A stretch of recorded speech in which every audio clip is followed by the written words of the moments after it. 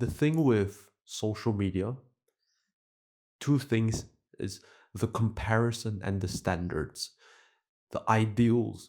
And it's very important to identify these things because it can really do a lot of damage to you mentally if you don't know how to navigate through the comparison and the standards that these content have. So I would say boldly that 95% of content, those related to portraying certain things like lifestyle, body, routine, relationships, majority of these types of contents, of course there are more, but majority of these are basically unrealistic.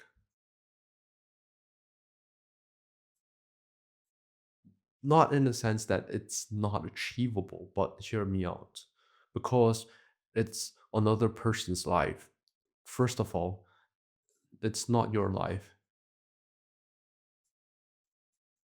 So, making this very clear. Second of all, do you know that these videos have been planned out meticulously?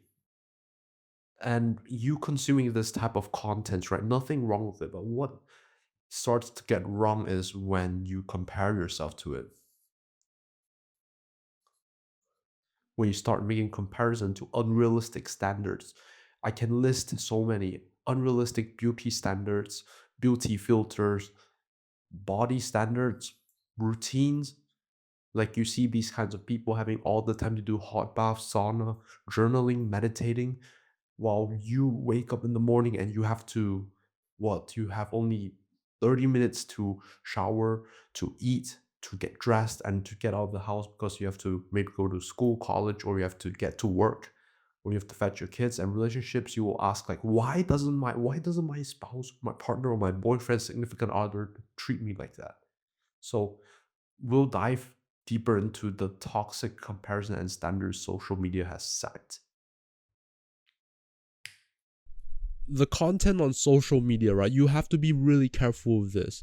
They are planned beforehand. I carry you not, they script it so meticulously and with methodical methods. They script everything, they plan everything, even the lighting, it's placed specifically to shine on their face to give that good contrast or whatever it is, the color grading. Every second is curated meticulously, professional camera and sometimes editing. If you use your normal phone to film it, chances are you can't create visuals like these kinds of guys like Ashton Hall and like this. And they've edited it so well. Good angles too. And it fits to portray an ideal. It's not real life because everybody's routine is different and they see this routine and they want to compare themselves to it. So that's where people get it wrong. That's where people lose their self-worth and think that they are useless. Look, imagine this, waking up with a camera and lighting beside you. Literally. You're filming your kids, you're filming your parenting routines or whatever. I think this should be kept personal, right? This shouldn't be like just broadcasted to public. That's just my opinion. If you want to share good things, yeah, sure. But like having a microphone recording you spending time with your loved ones, posting online, or with your kids, to me that is just weird. All right, that is just it just doesn't sit right with me. But as I've said, you can do whatever you want. Disclaimer, I'm not trying to bash these creators. They're spreading positivity, and some of them are really trying to spread positivity. But at the same time, just take this content as a grain of salt. So, look, this often triggers self degradation, putting a dent in your self worth and self esteem, and it creates envy. These are the three most common factors of what the idealized content triggers. You'll ask yourself, why don't I live like this? Why don't I have as much time as this? Because that's their life. And that's just their content. It's not going to represent the entire pie of their lives. Because look, what you see, I'm telling you, is only a part of what their life is. This is only a portion, just a portion of what they portray on social media. Or I would bet even smaller, maybe only this part. And remember, this type of content has been edited. They have planned it out. Waking up in front of a camera, who does that? Filming your kids all the time, you parenting them, filming videos of you and your intimate partner, showing love or relationship goals, whatever, these kinds of hashtag, whatever goals. Like, how unrealistic is that? Would you want to film your partner or film your everyday life and just to portray it? They never show you the entirety of their life, because the other, I would say 95% of it consists of so many things, like the problems that they're dealing with. Everybody has problems. Nobody has it figured all out. And other things that come along. And sometimes people's lives don't look as glamorous as they do. They don't show you 24/7 what their life looks like. It's only a summarize or generalization of what it looks like. And some might not be real. Some is just for marketing, for content. And that is what gets them the views, because the content has been created with thoughtful process thinking to get this, literally this, to get eyes to zoom in.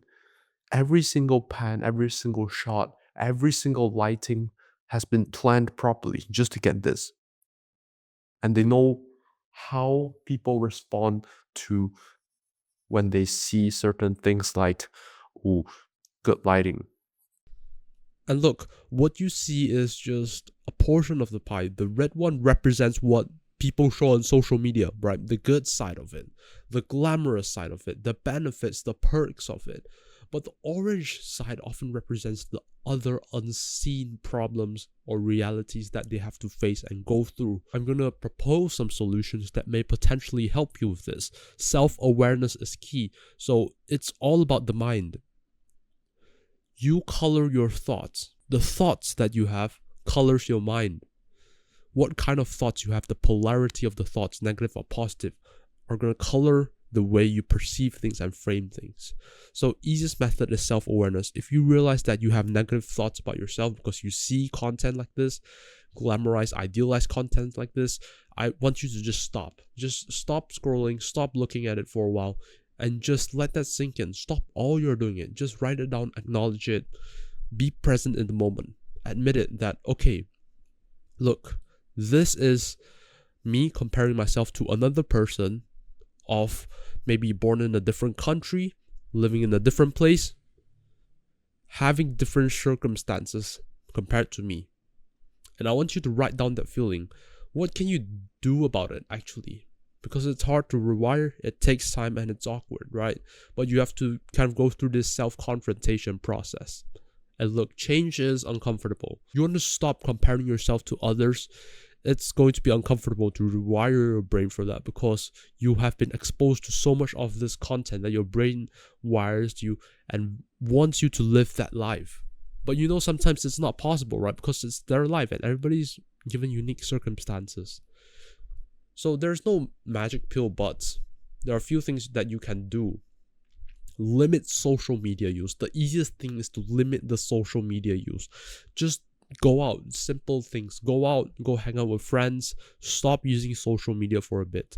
I want you to delete the apps and spend more time doing hobbies, pursuing what you love. This is going to sound really corny or cliche or straightforward. No pill, right? But that's the easiest thing you can do. Limit social media use. Framing is key. As I've said, self-awareness. This ties back to the self-awareness thing.